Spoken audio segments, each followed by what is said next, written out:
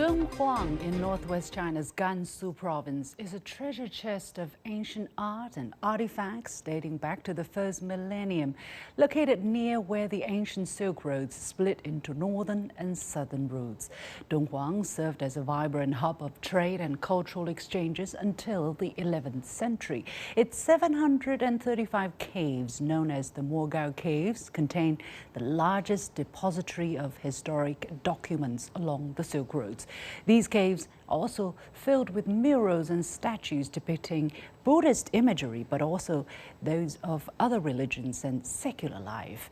It was first listed as UNESCO World Heritage Site in 1987, one of the first in China.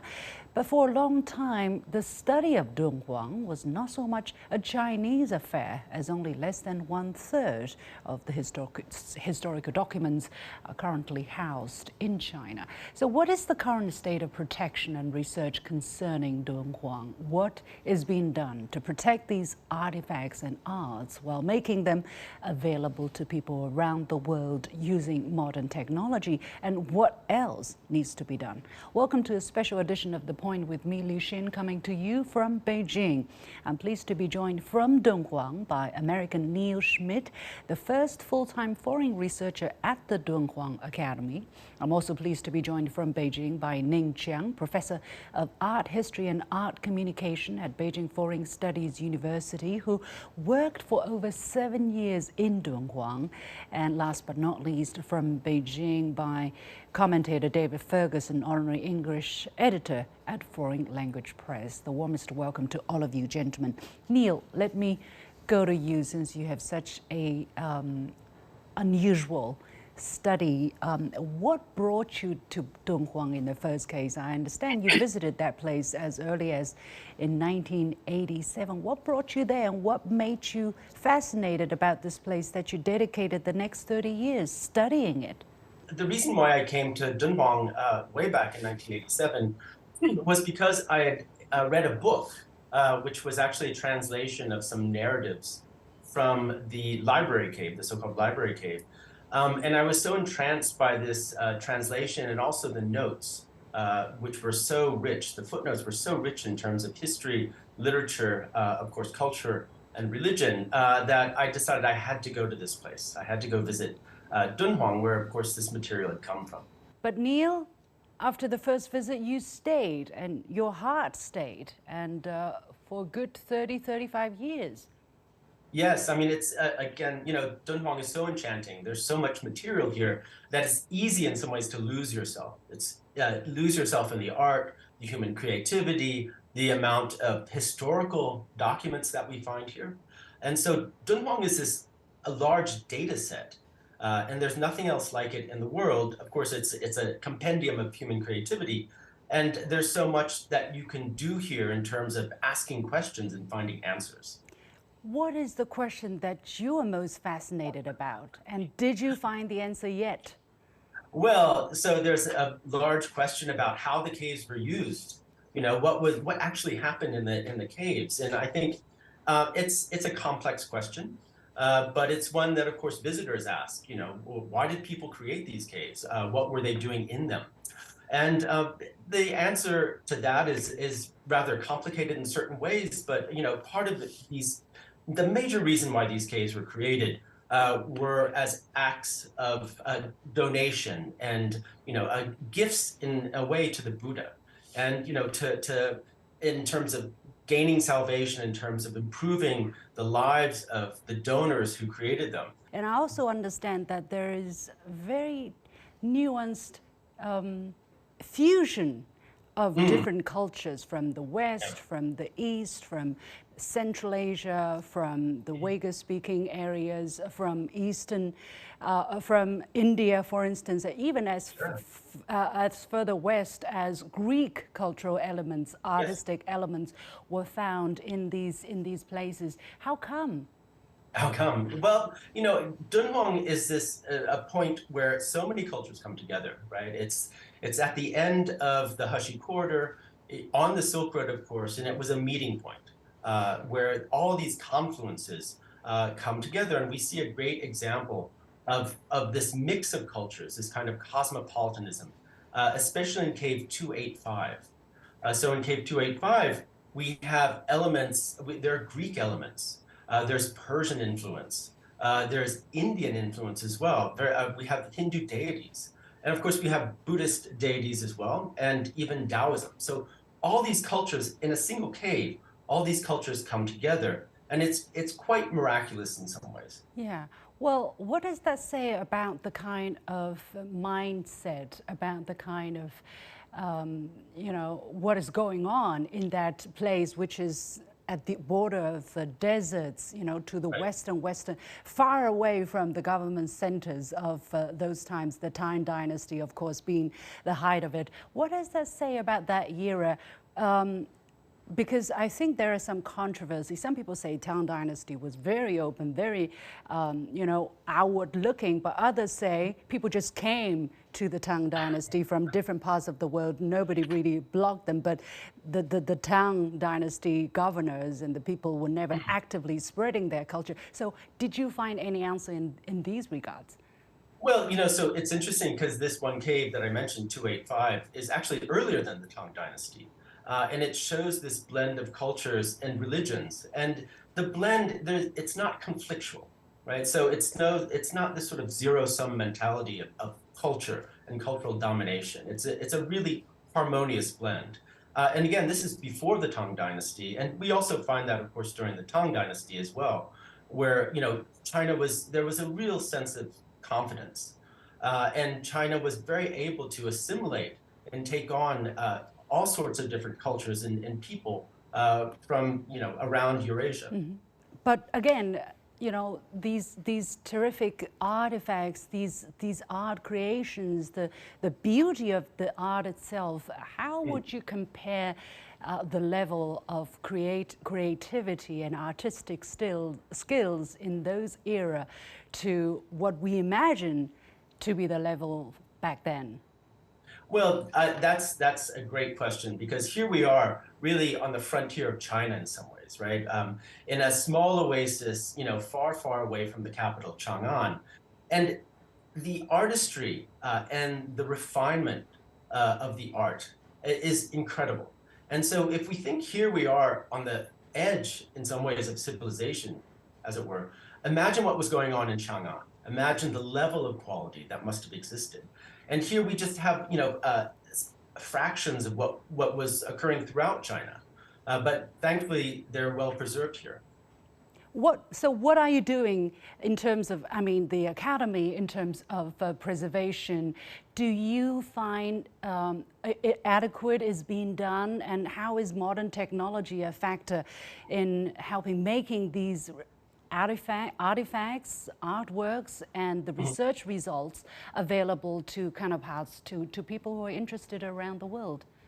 Right. Well, so one of the great things that's been unfolding for the past 30, 35 years is a cooperation with the Getty Conservation Institute, which is connected to the Getty Museum in Los Angeles. And the Dunhuang Academy has a long-term relation with the Getty Conservation Institute to implement what are called best practices in terms of conservation, in terms of preserving the materials using the latest scientific methods, but not just that, but also tourism management, because you want to balance the two. You want to balance the interests of scholars and academics and conservationists, but also, of course, the stakeholders who are interested both in sharing Dunhuang by having tourists come, but of course also the building the economy here as well. Over the past 35 years that you have been living the Dunhuang life, what's the biggest change you have seen in terms of conservation and research? Well, I think so.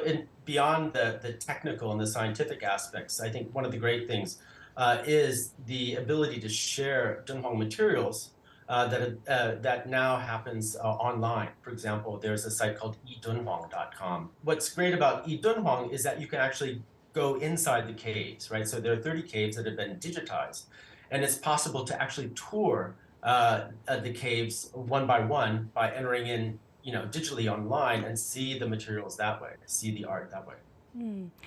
What is the progress in terms of preserving the ancient materials, the murals, the historical documents as climate change and also the Yes. humidity which comes in with the visits of tourists? What is being done there? Do you see stepped up efforts and better technology being applied in terms of those aspects? Yeah, so what you mentioned is actually the major problem, which is humidity. And the humidity that people bring into the caves through, for example, their breath and breathing.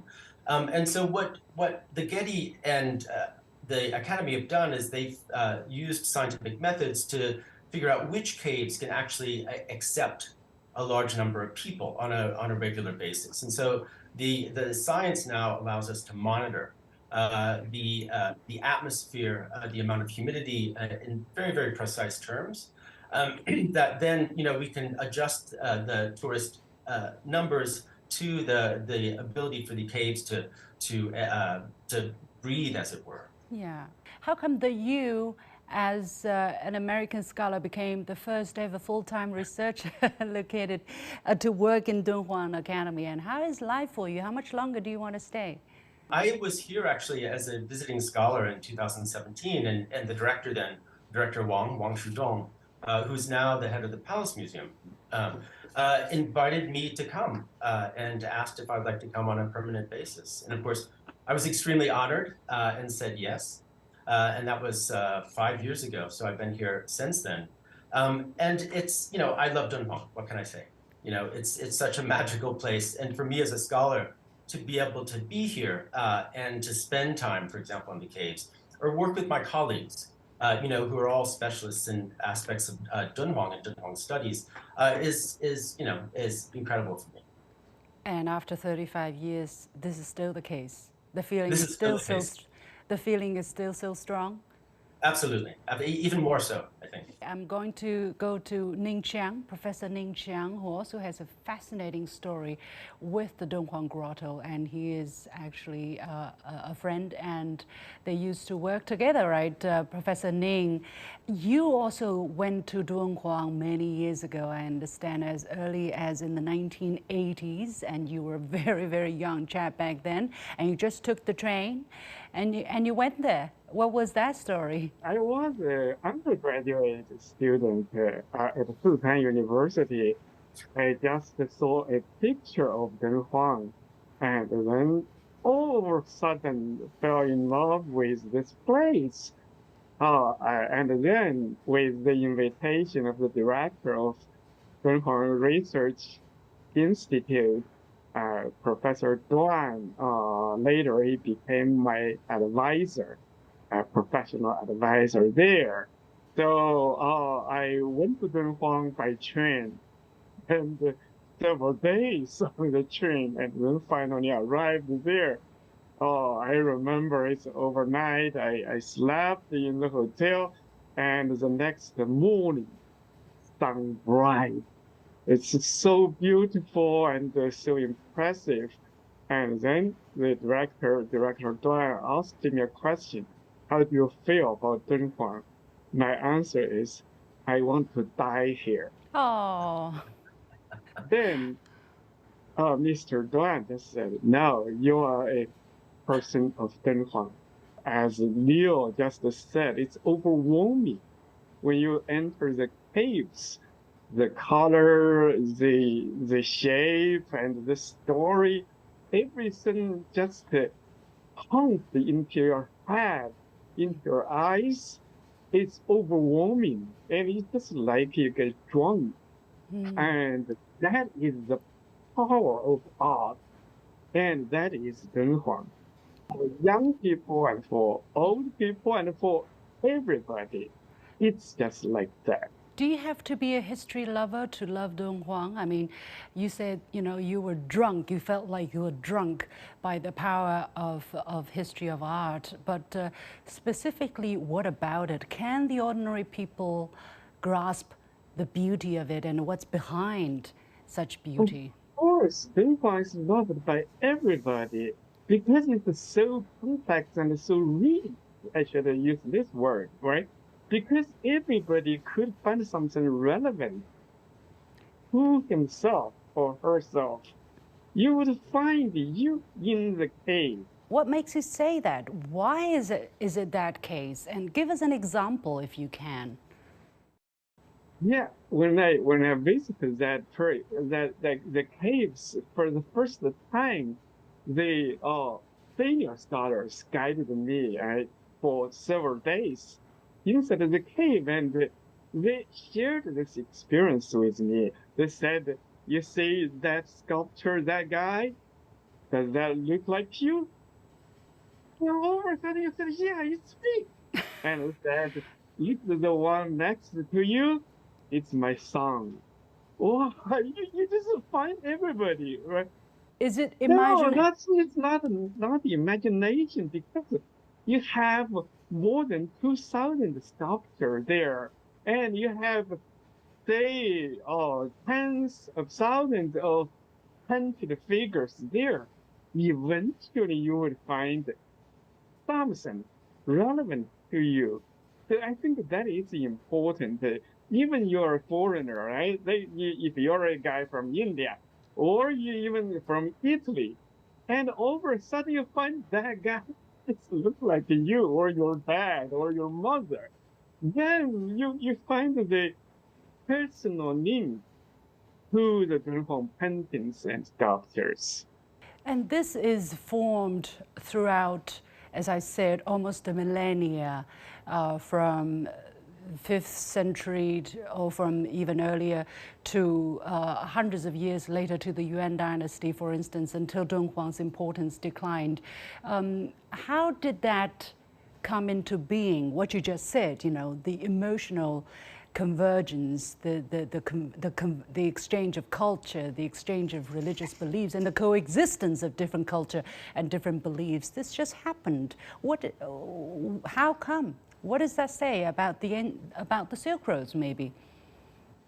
Yeah, I think Dunhuang is a symbol of the Silk Road, or a symbol of human feeling and belief. So everybody would like to come here. Just Schmid is just a good example, right?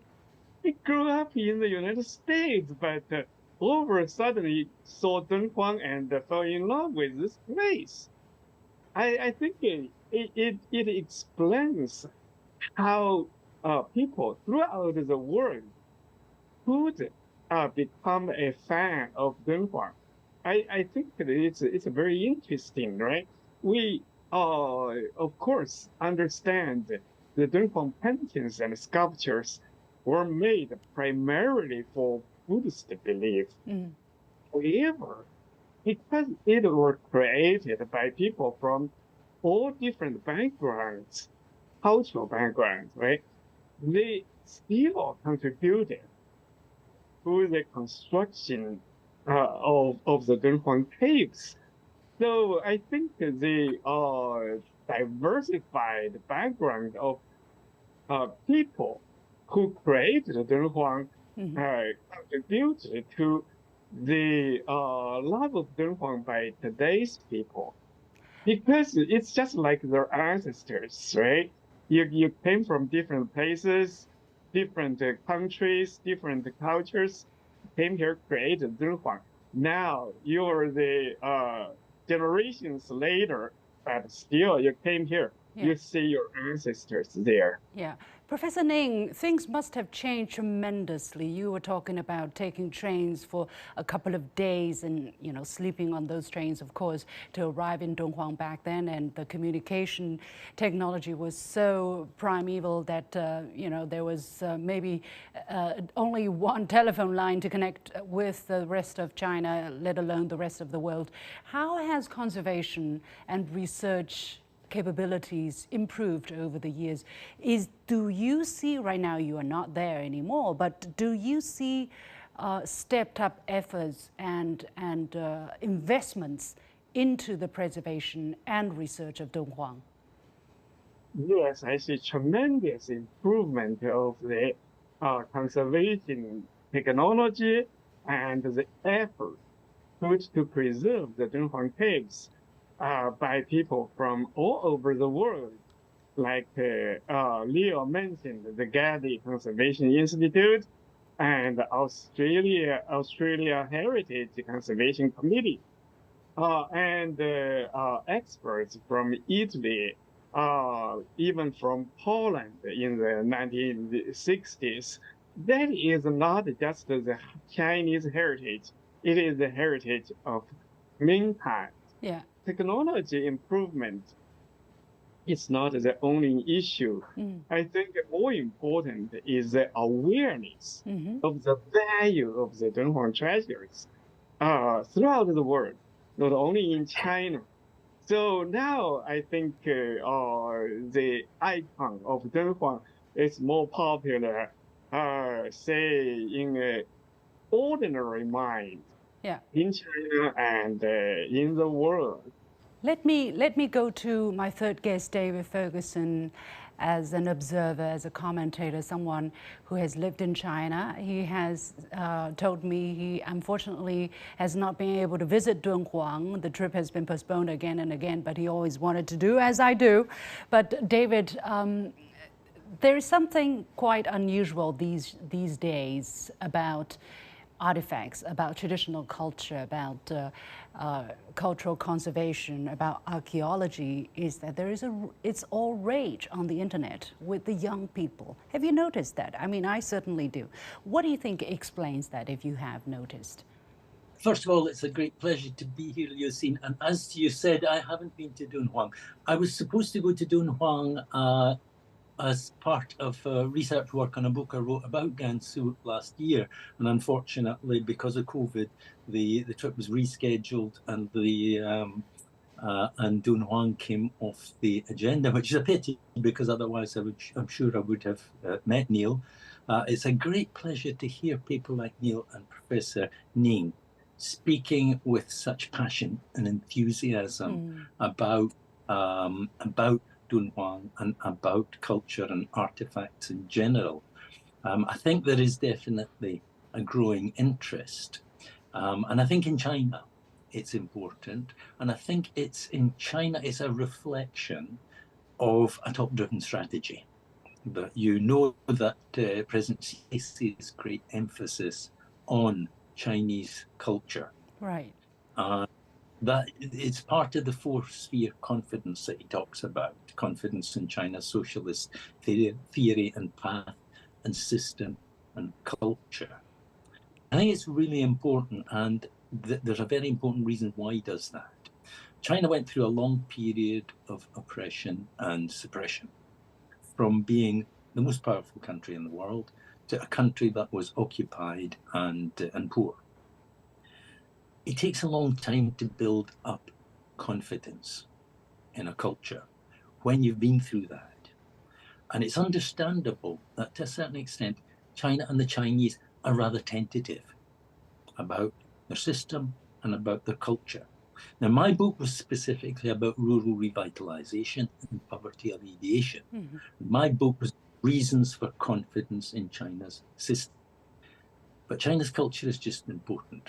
And it's a very old culture. Although I didn't visit Dunhuang itself, I did visit, for example, a museum in Tianshui.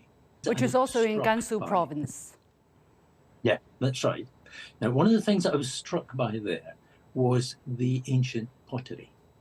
You were looking at artifacts of an extreme level of sophistication that dated back a very long time. Now, China talks about 5,000 years of civilization and 5,000 years of culture. And it's an unfortunate fact that some critics in the West are either skeptical about this or even they tend to ridicule it. And I think it's really important that Chinese people are able to present their culture in an assertive way, not in a tentative way. And the reason I'm talking about this, the thing that struck me in Tianshui was that this ancient pottery, it wasn't 5,000 years old. It was 10,000 years old, accurately dated from the graves that had been found in. And the level of sophistication spoke of a culture and a civilization that had to exist. You simply can't produce that kind of artifact. You don't have the time and you don't have the artistic ability without the support of a significant culture and a significant civilization. This was stuff that was 10,000 years ago, but it itself was evidence of older culture and older civilization, because that kind of stuff doesn't come into existence overnight. Exactly. That's what people say about the oracles, about, you know, the very, very ancient form of Chinese language. It was not born overnight. The fact that you found these oracles, you know, thousands of years ago means that these words were already in evolution long before that.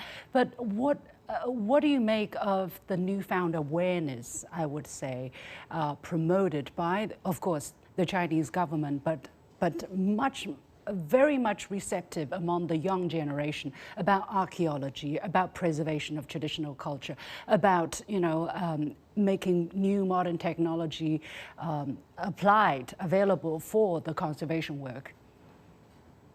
Well, I think it's actually an interesting reflection of how new media and social media can work in a positive way. You can make things fashionable and you can make things popular simply by talking about them. And a good example of that, a good example from Western TV, is the growth in cooking shows. Cookery is very fashionable now. Cookery is very popular now, simply because it's being presented on TV in an interesting and exciting way. And I think that the interest among young people is very encouraging. The interest in Chinese culture, the interest in Chinese artifacts is very, and it's a reflection of the fact that they're being shown it and it's being talked about in an engaging and interesting way. That's... Excuse me, the two guests you've had in your program today are a perfect example of that. People who talk passionate and engaging way about these subjects, and once you start to look at them, you become interested in them. You start to understand the importance of. You see that pottery, and you make David. that. Yeah, I have to interrupt. Time is very, very limited. But you have pointed out something that touches my heart, because cooking. I'm a great. But how should I say? I love cooking, but I have to go back to Neil because of this very rare opportunity to have Neil on the show. Neil, what else needs to be done? What is your biggest headache? Well, you know, of course, the weather here is challenging. It's very hot in the summer. It's very, very cold in the winter. But that's, you know, you get used to it. My biggest headache is, you know, trying to assimilate all the information here. Really trying to make sense and, you know, to find ways to explain patterns that we see across the art, across the caves, among manuscripts. You know, it's not a headache; it's a pleasure, actually. How good do you have to be in Chinese to be able to do all of the work? How big of a problem is language?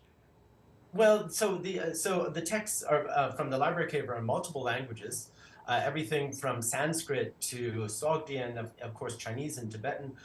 You have to be able to read, of course, classical Chinese, but on top of that, the challenge is there are a lot of local variants for characters, also local expressions.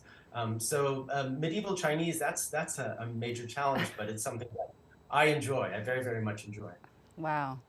I wish I would be able to be in your skin for one day and have that joy and that ability, but we have to leave it there. Time is very limited. Many thanks to Neil Schmid, the first full-time foreign researcher at Dunhuang Academy, Professor Ning Qiang, Professor of Art History and Art Communication at Beijing Foreign Studies University, who worked for 7 years in Dunhuang, wwho wanted to die in Dunhuang because he loved it so much, and David Ferguson, Honorary English Editor at Foreign Language Press. With that, we come to the end of this special edition of The Point with me, Liu Xin. As always, you can follow me on Facebook and Twitter using the handle Liu Xin in Beijing. Thanks for watching.